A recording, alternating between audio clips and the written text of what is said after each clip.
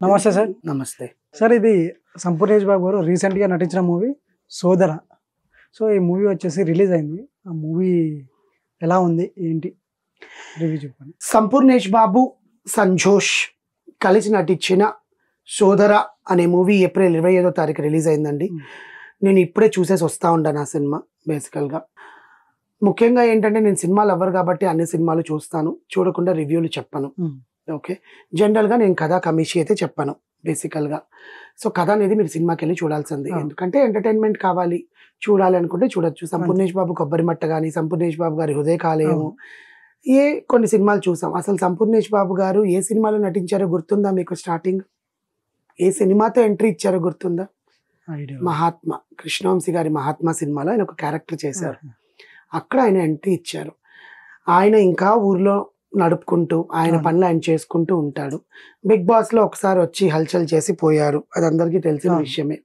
So ఇవన్నీ పక్కన పెడితే సంపూర్ణేష్ బాబు గారి సినిమా అంటే దానికంటూ సపరేట్గా ఒక ఫ్యాన్ బ్యాచ్ ఉంటుంది, కొంచెం ఎంటర్టైన్మెంట్ ఉంటుంది, నవ్వుకోవచ్చు, ఏదో ఒక జోకులు ఉంటాయి, దాని మీద మనం మీమ్స్ వేసుకోవచ్చు, ట్రోల్స్ చేయొచ్చు అని. కానీ మంచి పాజిటివ్ ఉంటుందండి ఆయన మీద. నెగిటివ్ ఇంపాక్ట్ అనేది ఇప్పుడు లేదు. ఒక మంచి మనిషి, ఒక మంచి హ్యూమన్ బీయింగ్. ఓకే, మామూలుగా సాదా సీదా జీవితం నడుపుతున్న ఒక మంచి హ్యూమన్ బీయింగ్. నాకు సంపూర్ణేష్ బాబు గారిని చూసిన, కిరణ్ అబ్బవరాన్ని చూసిన, నవీన్ చంద్ర, వీళ్ళందరూ ఏంటంటే కష్టపడి సినిమాల్లో నటించే వాళ్ళు.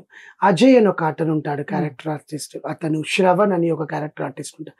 వీళ్ళందరూ ఏంటంటే క్యారెక్టర్ ఆర్టిస్ట్ అనలేంలేండి, ఆర్టిస్ట్ అంటాను.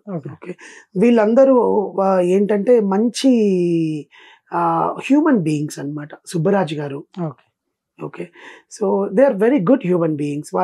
వాళ్ళకు ఆహుతి ప్రసాద్ అని ఉండేవాళ్ళు అనమాట. ఆయన ఎంత మంచి అతను ఆహుతి ప్రసాద్, పాపం చిన్న వయసులోనే చనిపోయారు. మీకు తెలిసి ఉండొచ్చేమో ఆహుతి ప్రసాద్ అంటే చందమామ సినిమాలో హీరో తల్లిదండ్రులు ఉంటారు, శివబాలాజీకి అండ్ నవదీప్కి తండ్రిగా నటిస్తారు కదా, ఆయన ఆహుతి ప్రసాద్. ఆయన చాలా మంచి ఆర్టిస్ట్ అనమాట. So we miss Jayaprakash Reddy గారు, you know we miss MS Narayana గారు. వీళ్ళందరూ ఏంటంటే ఆర్టిస్టులుగా మనకు మనసులో ఉండిపోతారు. అలాగే సంపూర్ణేష్ బాబు గారు కూడా మన మనసులో ఉండిపోతారు.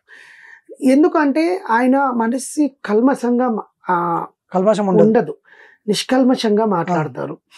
అండ్ సినిమా విషయానికి వస్తే సోదర అంటే అన్నదమ్ములు అని అర్థమవుతుంది, ట్రైలర్లో కూడా అర్థమవుతుంది. ట్రైలర్లో చూపించిన విధంగా ఆయనకి పెళ్ళిళ్ళు అవ్వవు, 99 పెళ్ళిళ్ళు అవుతూ ఉంటాయి. 100వ పెళ్ళి అయ్యిందా లేదా, అసలు అన్నదమ్ములకి క్లాష్ ఎందుకు వచ్చింది, అన్నదమ్ముల మధ్యన ఆ అమ్మాయి ఎందుకు వచ్చింది అనేది సినిమా తెర మీద చూడాల్సిందే.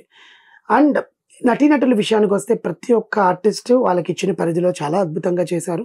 సునీల్ కశ్యప్ గారి మ్యూజిక్ వెనకాల బీజిఎం చాలా బాగుంది. కొన్ని ఎమోషనల్ సీక్వెన్సెస్ చాలా బాగుంటాయి.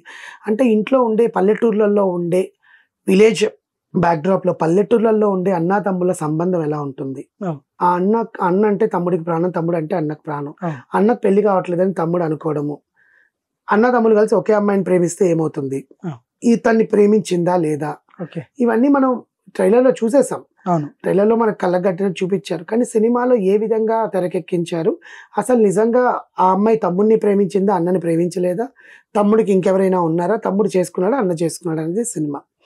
భావోద్వేగాల్ని బాగా పండిస్తూ, అంటే ఎంటర్టైన్మెంట్. ఒకప్పుడైతే మనం కూడా ఎమోషన్స్ సినిమాలు చాలా చూసాం. ఎవరైనా నిజంగా ఎమోషనల్ డ్రామాస్, ఒక అన్నదమ్ములకు మంచి సినిమా వెళ్ళి థియేటర్కి చూడాలనుకుంటే బోర్ కొట్టి ఈ సినిమాని చూడొచ్చు. చిన్న సినిమా అయినా, ఆయన పెద్ద హీరో కాదు, మేము పెద్ద హీరోలే సినిమాలు చూస్తాము, ఈ సినిమాలు ఏంది చూసేదని అనుకోకండి. ఏ ఆర్టిస్ట్ అయినా ఆర్టిస్టే, మనల్ని ఎంటర్టైన్ చేస్తున్నారు అంటే. ఓకే, ఇప్పుడు అలా అనుకుంటే సంపూర్ణేష్ బాబు గారు రోడ్డు మీదకి వస్తున్నారు అంటే ఎవడో ఒకటి వెళ్ళి ఫోన్లో అడుగుతారు కదా, ఫోటోలు అడుగుతారు అది.